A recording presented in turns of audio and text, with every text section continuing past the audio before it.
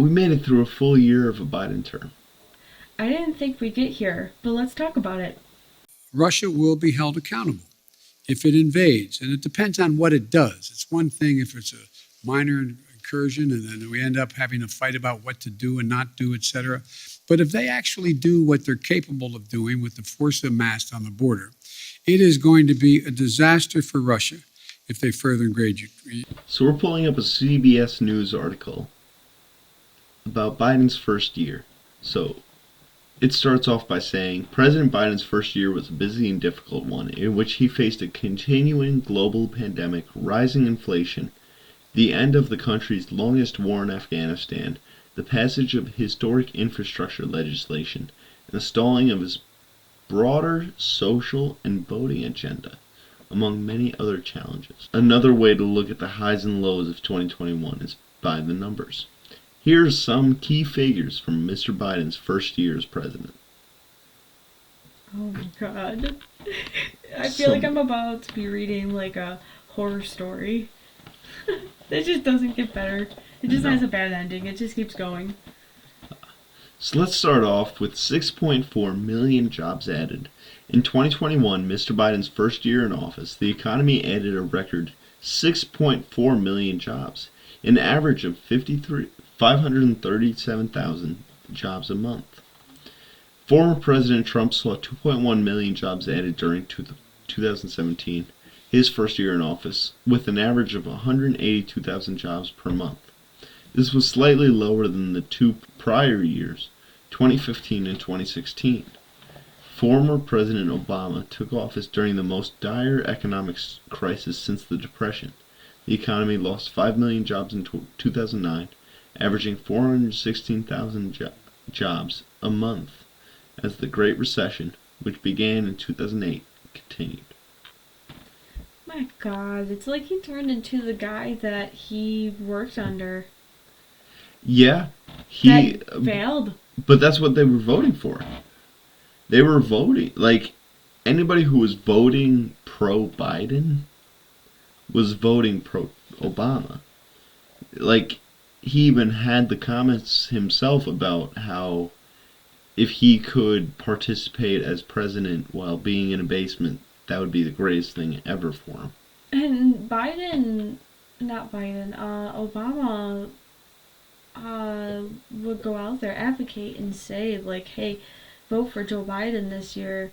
We need some change. I'm like, dang. What change are we getting? It's just the same thing he did. This is the same rhetoric. This is the same bull crap. This is the same same policy, practically, as Obama. The only thing that we said during this 2021 election cycle was, hey, we're going to go back to the old Obama times. Yeah, because that worked before, so... It's gotta work 10 years, 20 years after, practically. Hopefully. 3.9% unemployment rate. When Mr. Biden took office in January 2021, the unemployment rate was 6.3%. By December, it had fallen to 3.9%. Under Trump, the unemployment rate fell from 4.7 in January 2017 to 4.1 by December of that year. The unemployment rate was 7.8% in January 2009, when former President Obama took office. As the Great Recession took hold, it was 9.9 in December of that year, a tick down from 10% during that fall, at the peak of the economic downturn. That's insane. Beautiful. Obama only got better at economy because he went back to an economy that was focused on freedom first. That was America first. That was free market. That allowed for people who want to innovate and want to create society to succeed. By the way, I've read through this article. We're going to see a whole ton of just Obama was the greatest ever. He was the person that led us through everything.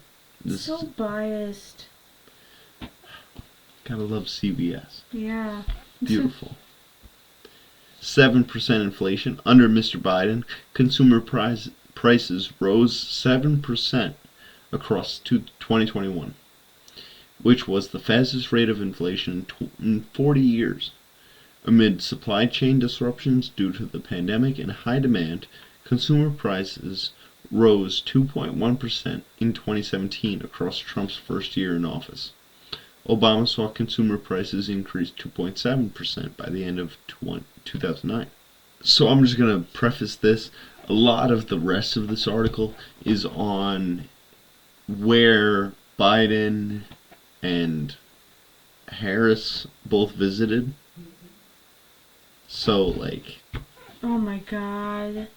I do want to see the comparison between the presidents for this one. No, you're very right. Like, the comparisons are very different, and they're insane. Like, just... When you think that Biden is a senile old man who doesn't want to do anything, you're proven right by the amount of appearances he's made on TV or done anything so in public. Anything. Yeah, he was not involved at all. He would literally avoid media. He would literally just turn around and walk away. And it's just like, what the? He would receive the questions that he would be asked. President of the United States. Like, he smiles and he's just like, well, you're an optimist, huh? And it's just like, we're not trying to joke here. Why are you trying to joke here and you're smiling? We all feel like the DA for the prosecution against Kyle Rittenhouse right now, when we're just going like, Jesus. You know what I'm talking about? Yeah. Where it's just like like this past year hasn't felt real. Everything just feels like, what is this person? Who is this person that's supposed to be running this country? Yeah, it's like the absent father, almost. He's just not there. And the crazy thing is, we all know that it's fake. He's literally on stage. We all know that none of this is, like, real. That he's not the real president. That he is not the guy that we actually have to listen to. And it's like... I guess in 2021 terms, I don't mean to say guy, because Kamala Harris is president, obviously. Yeah. Jeez. Ah, beautiful. We love communism. We love it. Voted farther left than Bernie Sanders, and practically running this country at this point. Honestly, if you tell me that the Democratic left is not after just completely going far left and just pushing everybody to that side, tell me what they're about then.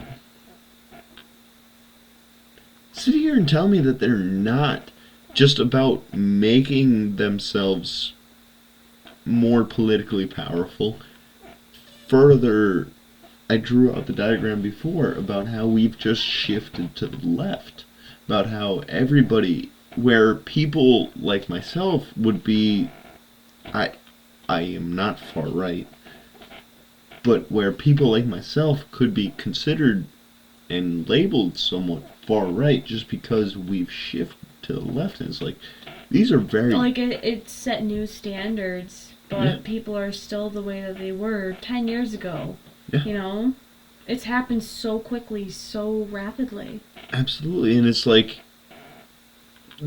our views haven't changed, but now we are considered far right. It's not crazy to say that people should have some accountability for themselves. It's not crazy to say that we should just be stronger. Why not own up to your own responsibilities? No, exactly. It's the communistic side is, hey, well, somebody else will be strong for us. For us, it's like, why can't we all be strong individually? It's like the bundle of sticks. Exactly. Kind But of people want to. talk. People really do get into that victimhood kind of. It's yeah, that's one of the big things that's killing this Thoughts. country. Where Oh, it's, absolutely. I see it all the time in TikTok. Like, those kids just feel victims before they even become adults. but it's like you're not a victim. If your family's making more than $34,000, you're living better than the 1% of the rest of the world. Like, shut up. Wow. Stop. Stop complaining It's so bad. about your It's just first like world things problems. can happen to you, but that's not. You still have to learn to move on. I think they took the American dream a little bit too seriously, where it's like streets are paved with gold and you're expected that everything in your life is going to be perfect. No, the beauty is that even if you have those things that are supposed to hurt you, that are supposed to kill you, they're supposed to bring you down, the way that you overcome them is the way of America. It's the way that you just say, hey, I understand this is happening, but I have my own bodily autonomy. I have my own personal choice to be able to say, I'm going to handle this situation in the way that I want to, and I'm going to get better because of it. I'm going to fix this situation because I've seen certain situations like it, and I'm going to make certain decisions based off of the ones that I've seen before.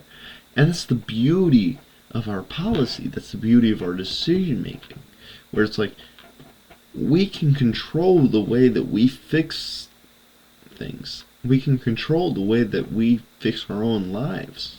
It's not our lives are dictated by what the government says, and if the government's not doing too well, then we gotta fix ourselves. And we gotta fix what they're doing. We have that autonomy. We have that ability to control what we want, and it's beautiful. You know, I kind of want to go to a different country that they have to wait in grocery stores for their ingredients, like, or not ingredients, their But in food. North Korea, Like, sometimes they would go in and they're like, all you can have is flour today. And it's just like that. Then clearly the system doesn't work. but it's like, first of all, two things. A, this is one of the first times that I'm ever hearing of similar situations to just that. B, it's they don't hear that. I don't even hear that. And it's like, Yeah. when you make your economic decision, do you not take into account the effects that these policies have had elsewhere? You're like, Some people just don't think, Andrew. yeah, but like, the left is supposed to be the party of just understanding how other people live, how other societies and other cultures live within our bounds. Why can't we also take into account, hey, these people escaped these terrible, terrible things. Why would we ever bring them here? Like, if you're supposed to be the side of the minority, if you're supposed to be the side of the people that aren't well represented here because they come from another country, why don't you listen to the plights that they had in their other countries? Yeah, like you'd think that'd be something that they do, you know, for how much they are for humanity and improving our lifestyles. I'm just, like, everything that we're going along with just follows with what they're escaping from. And it's the kind of along the common trope of, like, don't bring whatever you voted here because it didn't work there, so it's not going to work here. And it's like, we're kind of forcing it onto these people now. Mm-hmm. And that's where the globalization, that's where the whole globalization path really failed, because it's like, we are just getting more and more communist. We are. successfully against us.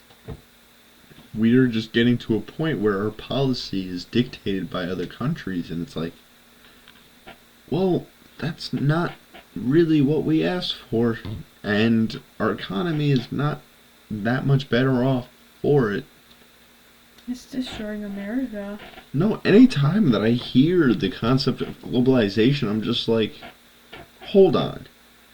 So the whole point of it is that we forced other countries to be a part of our free market system.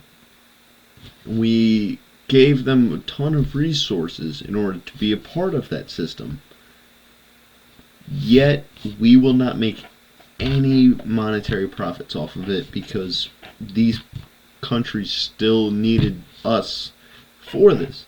But now they no longer need us. Now they're able to self-sustain. So what did we do? At the end of the day, we made sure that our economic supply, that the money that we made offshoring our products, selling our products to other places, would disappear. Gotta love globalism. It really doesn't work.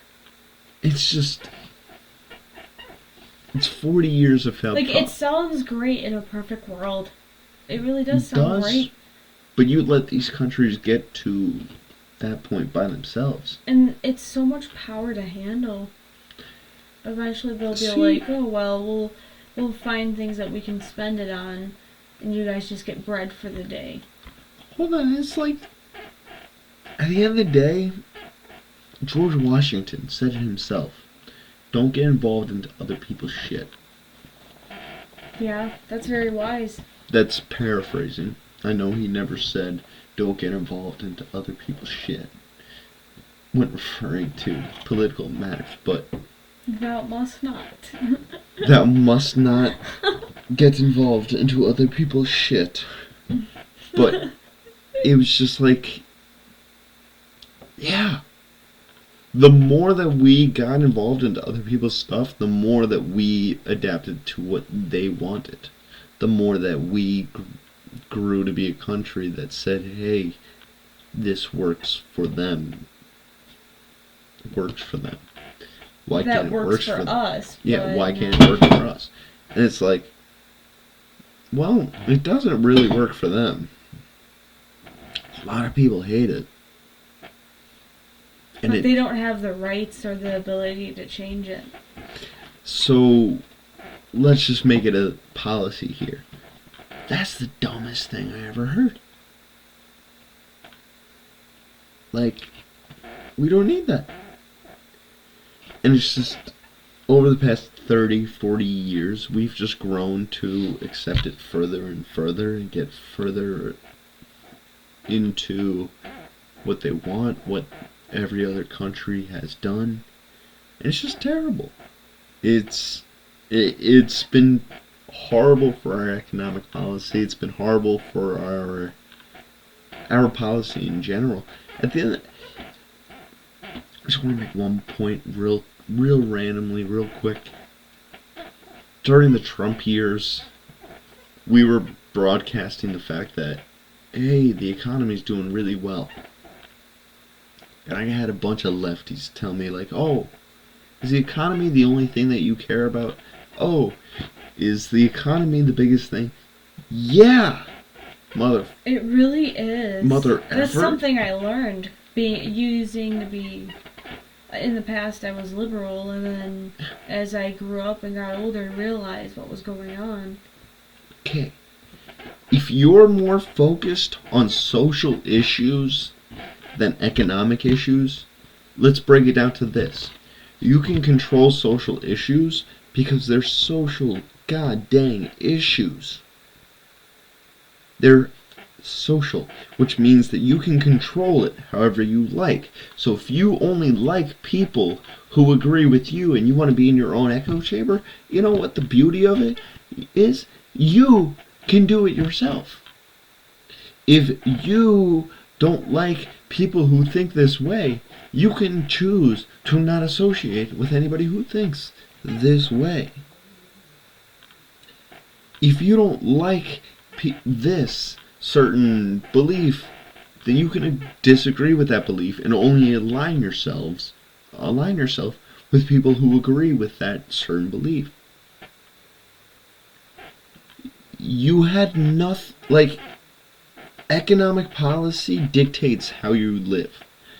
Absolutely. And that's why this country has been so strong. And how expensive things are too. Yeah. Like, but that's all all the rates a and part why of economic and policy. everything's so connected to each other. And it all it's is influenced by economic policy. economics. Yeah. If it's the conservative viewpoint is that money is huge, but that's because it's true. Money doesn't buy happiness, but money buys comfortability. Money buys you an ability to live your life in a way that you want it to. So if the president who's in charge at that time is going to provide you assets required to live your daily life and sustain what you need in life and get better, then why would you hate him? Right. But it's so easy. It's so easy to be manipulated into thoughts that wouldn't have originally been yours unless you were exposed by it over and over and over again. And if you're it eventually drills in your head. And if you're a college student, for a big portion, you're just droned into the fact that, like, hey, this is what it is. This is the way that we feel. If you don't agree with us, you're racist, you're this, you're that. It's craziness. It's just, we're completely ignoring honestly, the entirety of our history. Because at the end of the day, the Democrats that you have today are no different than the Democrats that opposed the Civil Rights Act. There's still a ton of people who are in the Senate today, and who are in Congress today, and possibly even the President of the United States, who would have opposed the Civil Rights Act if it was going on today. Because it just wouldn't be doing enough. But that would be their narrative today. It would be. It absolutely would be. The Voting Rights Act. Are you kidding me? But they want people to have vaccine cards in order to vote? People want that to happen? Hold on. Exactly. They want to have vaccine passes. They want to have some sort of identification that proves you have had a vaccination. But they refuse to acknowledge that black people can get fucking IDs by making these dumb, stupid, racist voting policies that say that black people are unable to obtain identification of any sort. It's crazy. Are you goddamn kidding me? That's how you know these people don't think. These people don't think. And if you're a supporter of them, and I've talked to many supporters over this past year, and a lot of them have had so many problems with what their agenda has pushed. Can I break something to you? The Biden agenda is the agenda of the Democrats. Okay? Biden is a goddamn puppet. Yeah. He is not in control of anything whatsoever. He's not even in control of his own bowel movements. That's true. It's so sad that there's this guy, this old, this far gone is our leader, our representative. No, Period. He represents America. And that's what represents us? I've sat with this for the past 12 months. Just think about what voting for Biden means. It means you voted for stupidity. You voted for mediocrity. You voted for somebody who is unfit for the position. And somebody who didn't even care necessarily about this country. Because you got hurt by the words that the last president said to you.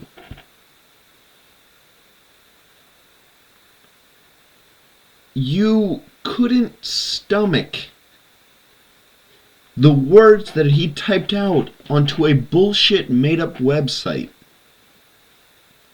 So that way Wow, that's a really good point. we could suffer with this. No, I'm mad. I'm mad because nobody paid attention. Because people were just like, yeah, Trump sucks. Because nobody looked into anything that anybody ever said. Ever. Yeah, you know what? I never realized how good Trump was until I started talking to conservatives and stopped listening to what the mainstream media was saying, and I listened to other people and how they felt, no matter what the background was. And you don't have to necessarily agree with us, and I would fully recommend that you look into. I am a righty. I will be conservative or Republican for the longest amount of time that I can ever see. I can't imagine myself ever becoming a Democrat. But I listen to lefty sources. I'm going to listen to the viewpoint of the other side and see where they're at, see where they see And that's wise. something going on. And it's like, a lot of the lefties, they won't do that. They won't sit here and say, this is the side. Okay, maybe it's important to understand the viewpoint that I'm opposing. Maybe it's important to sit here and say, wait, I don't like this opinion because of, not just because of buzz terms that I hear. Yeah. You think for yourself. You talk with other people. You meet them. I It love... gives them a person rather than, it's just somebody on the screen. It's an actual person you're confronting. Yeah. I love the question of just, why do you hate Donald Trump? Oh, he's racist. Why is he racist? Do you know how, exactly. Do you know how long it takes for them to answer that question? It took me so long. I was just like, oh, wow. No, it's just like, if enough goddamn conservatives just raised that question and was just like, okay, explain to me how he was racist. And then I got an answer a few times, and some people sent a video of him saying like something dumb. A lot of times taken out of context. Oh yeah. He did say some dumb stuff. He said dumb shit. Okay, and you know what's crazy though? In 1 year, I can guarantee you I can pull up more Biden clips of him saying dumb racist stuff than President Trump in the past 4 years. Okay? Honestly. And then their next argument is, whataboutism? Shut up. Because that's all you do. All you are ever going to do doesn't help. is say Donald Trump is this. Oh, well, Donald Trump does this. Well, you know what? That's whataboutism. You should stop that argument. Bring me a conceptual argument about what we're talking about. Because you know what? The same way that I'm talking to this camera right now, and talking to you lovely viewers, is the same way that I'm going to be texting these people who are telling me that I'm wrong for agreeing with Donald Trump. Okay? Just because they were told, don't trust this man for 4 years. Yeah. I don't... It's It so doesn't bad. change. It does not change. Okay? I am who I am. I believe what I believe. I'm not going to shy away from what I believe because we are living in the greatest country ever, where they have an amendment called the First Amendment, where you can say the fuck you want. As long as you're not inciting violence. As long as you're not creating a harmful situation to anybody else with your speech. And you know what? It's beautiful that I get to sit here 1 year on the 1 year anniversary of Joe Biden and say that Joe Biden worse than Zach. Oh boy. You might be right there. You might just be right there. The worst president in our history, and we've only seen a year. It's gonna be awful. Okay? Be ready. Be fucking registered. Get ready for the midterms. Absolutely. Seriously though, this is gonna be a good year. I have really good feelings about Impeach Biden, impeach Kamala, impeach Nancy. Let's get them all. Let's get them all out of here. Because it's so bad. It's Hold so on. bad. Hold on. I was thinking about this. Ready? Okay, we gotta figure out how we impeach Kamala. Nobody likes her. But still, nobody liked Trump. How do we impeach Kamala? We got Biden. That one's easy. See, and you know what's crazy? We can literally do the same exact goddamn things that the Democrats used against Donald Trump and still impeach Joe Biden for the same exact things. And we will actually get a guilty verdict. Yeah. Amazing. Deflection. But how are we gonna do Kamala? Slept with too many men in politics. Dang. Yeah, like if you can find something to corrupt her with. But it's not corrupting her because she did it on herself. But then again, I mean, slavery is legal in this country, and she straight up made it so that way prisoners would have to stay in prison longer, so that way they would do tasks for the state. So maybe we can get her on slavery charges. I can see that. How crazy would that be? I've never thought of it like that. How crazy would that be? We can get a black lady on slavery charges. Imagine a reality. She actually did it though. She Yeah. did it, and she was proud of it. Like Joe Biden with what we're going to impeach him with. They're both proud of the things that they got impeached with. You idiots. It just boggles your mind. It really does. How did they win elected office? And Joe Biden was in the basement. Like, he was just not doing anything. No rallies, nothing. He took the last 2 weeks of campaigning off. Which is normally when it all gets all hyped up. That's when Ready to go. That's when he should have It died. was so weird. That's when his campaign should have died. Because no. I didn't mean him. That's what I know that's where you took it. I'm saying that's where his I was like, damn. that's where his campaign should have died, because that's when the Hunter Biden email should have been coming out. But we're screwed. America, we're To say screwed. the least. To say the least. We're screwed. Thank you for joining us. We're screwed. Goodbye.